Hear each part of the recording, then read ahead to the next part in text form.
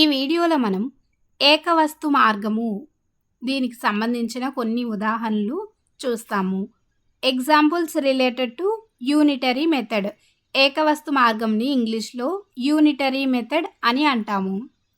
అయితే ఏకవస్తు మార్గము దీని అర్థం ఏమిటి అంటే, మొదటగా ఒక రాశి విలువను కనుగొని తర్వాత కావలసిన రాశుల విలువలను కనుగొనే పద్ధతినే ఏకవస్తు మార్గము అంటాము. దీనికి మనం కొన్ని ఉదాహరణలు చూద్దాము. ఉదాహరణ, ఒక దుకాణదారు 9 చొక్కాలను 3600 రూపాయలకు అమ్ముతున్నాడు. అయితే 5 చొక్కాల విలువ ఎంత అనేది ఇప్పుడు మనం కనుక్కోవాలి. సమాచారం ప్రకారము 9 చొక్కాలు ఎంతకు అమ్ముతున్నాడు దుకాణదారుడు? 3600 రూపాయలకు అమ్ముతున్నాడు. అయితే మనకు కావాల్సింది ఏమిటి? 5 చొక్కాల విలువ ఎంత అనేది మనం ఇప్పుడు కనుక్కోవాలి. ఇక్కడ మనము ఏకవస్తు మార్గము పద్ధతిని ఉపయోగించి కనుక్కుందాం. అంటే ఏమిటి? ఇక్కడ 9 చొక్కాల విలువ అనేది మనకు తెలుసు. కానీ ఇక్కడ ముందుగా మనం ఒక చొక్కా విలువ ఎంతో తెలుసుకుంటే 5 చొక్కాలు ఎంత విలువ చేస్తాయనేది మనకు సులభంగా తెలుసుకోవచ్చు.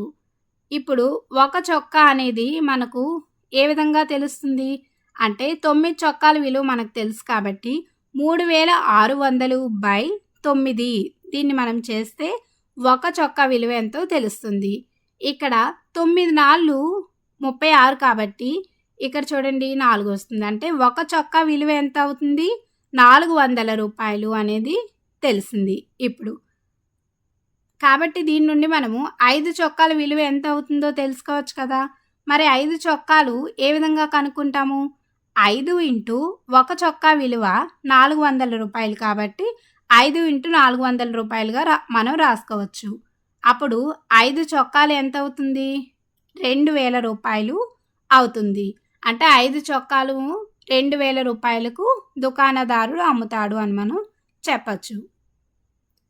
ఇప్పుడు మనం మరో ఉదాహరణ చూద్దాం. రాజీవ్ 3 ఓవర్లలో 21 పరుగులు తీశాడు.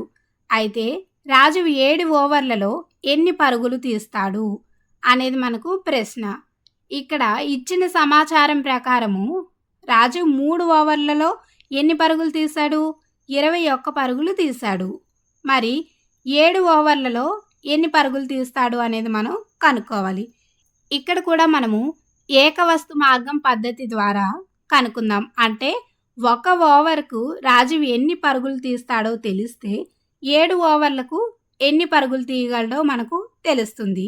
మరి ఒక ఓవర్ను మనం ఏ విధంగా కనుక్కోవచ్చు? ఇక్కడ 3 ఓవర్లకు 21 పరుగులు తీస్తాడు కాబట్టి 21/3 చేస్తే మనకు ఒక ఓవర్కు ఎన్ని పరుగులు తీస్తాడో తెలుస్తుంది. ఇక్కడ 7 మూళ్ళు ఎంత? 21. కాబట్టి ఒక ఓవర్కు రాజీవ్ ఎన్ని పరుగులు తీస్తాడు? 7 పరుగులు తీస్తాడు. మరి 7 ఓవర్లకు ఏమవుతుంది?